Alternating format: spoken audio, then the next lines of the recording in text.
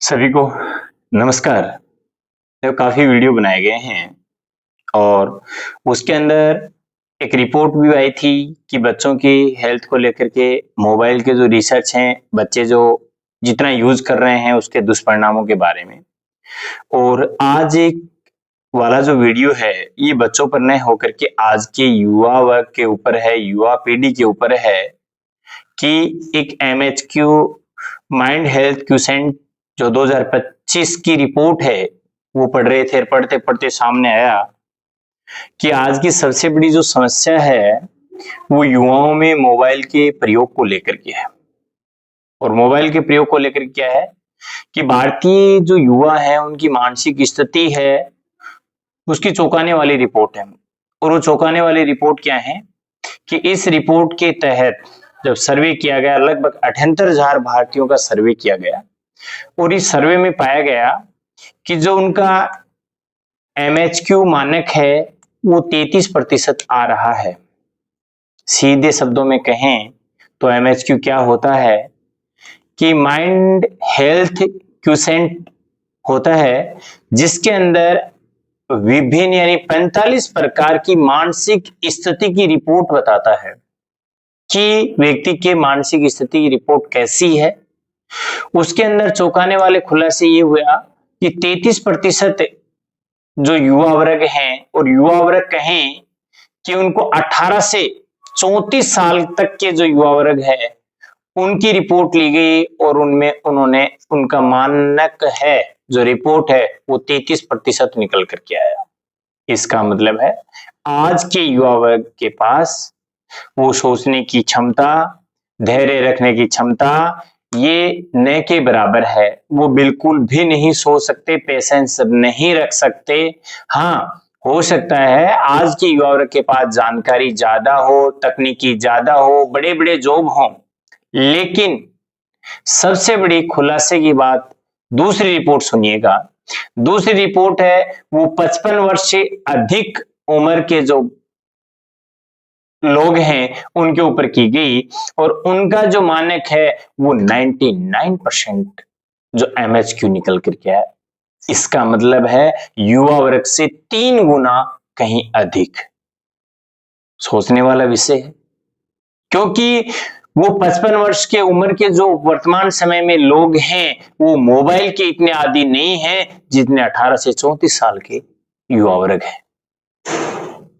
और उनकी मानसिक स्थिति, धैर्य रखने की स्थिति, धैर्य रखने का जो पेशेंस या कहें कि किसी भी काम विपरीत परिस्थितियों में लड़ने का जो साहस है, जो बुद्धि, जो युवा 55 वर्ष से अधिक की उम्र में मिलती है आज के युवा वर्ग में नहीं। और यही कारण है कि समाज के अंदर छोटी छोटी बातों को लेकर के और छोटे छोटे परिस्थितियों को लेकर के लोग हैं वो सुसाइड तक कर लेते हैं। और सुसाइड से पहले के जो स्टेप हैं वो आप आजकल के नव दंपति की आप देख ही रहे हो कि शादी को 12 महीने, 6 महीने, 2 साल हुई नहीं और 6 दिन हुए नहीं और तलाक के लिए तैयार हो जाते हैं। ये सब और सब कारण है ये मोबाइल। ये मोबाइल सबसे बड़ी जड़ है। तो इसलिए क्योंकि मनुष्य एक सामाजिक प्राणी है, प्रकृति से जुड़ा हुआ है और जब ये पूर्णतः कृत्रिम हो गया तो ये है इसके जो सारे ही परिणाम है वो नेगेटिव निकल करके आएंगे।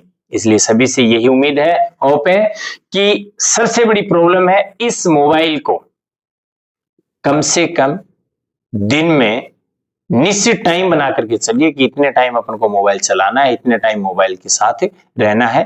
बाकी प्रकृति से जितना लगाव रखोगे उसमें वो साहस मिलेगा, वो मस्तिष्क को वो क्षमता मिलेगी कि जिनमें आप बड़ी से बड़ी परिस्थितियों को भी पार पा जाओगे। अन्यथा स्थिति यही रही युवा वर्ग की और युवा वर्ग को देख करके बच्चों की, तो एक दिन वो दिन दूर नहीं है कि मोबाइल से वो लत बन जाएगी कि व्यक्ति है वो व्यक्ति को पहचानने से रह जाएगा और व्यक्ति है वो व्यक्ति का दुश्मन हो जाएगा। काफी हद तक तो बने हुए हैं आज के समय में, लेकिन यही स्थिति मोबाइल के साथ रही तो वो दिन भी दूर नहीं है जिसके अंदर व्यक्ति है वो मोबाइल के बिना, अब तो बच्चों की समस्या आ रही है कि मोबाइल के बिना खाना नहीं खाता है, लेकिन आने वाले समय में वो समस्याएं युवा वर्ग के सामने भी आएगी कि जब तक उनके पास मोबाइल नहीं होगा खाना नहीं खा पाएंगे। इसलिए निश्चित समय में निश्चित समय के लिए मोबाइल का प्रयोग कीजिए। सोशल मीडिया का माध्यम जमाना है, लेकिन उसका निश्चित क्राइटेरिया बनाइए कि निश्चित समय बनाइए और उसके अंदर प्रयोग करिए। उसके अलावा जो समय रहता है वो अपनी फैमिली, बच्चों, माता पिता और प्रकृति के साथ में रह करके जीवन का आनंद ही कुछ और होता है और अपना जो मानसिक स्वास्थ्य है वो भी स्वस्थ रहता है। इसलिए मोबाइल से जहां जितनी हो सके उतनी दूरी बना करके रखिए। होप करता हूं वीडियो पसंद आए तो लाइक, शेयर और सब्सक्राइब कीजिए। मिलते हैं अगले वीडियो में। अच्छा, जय हिंद, जय भारत।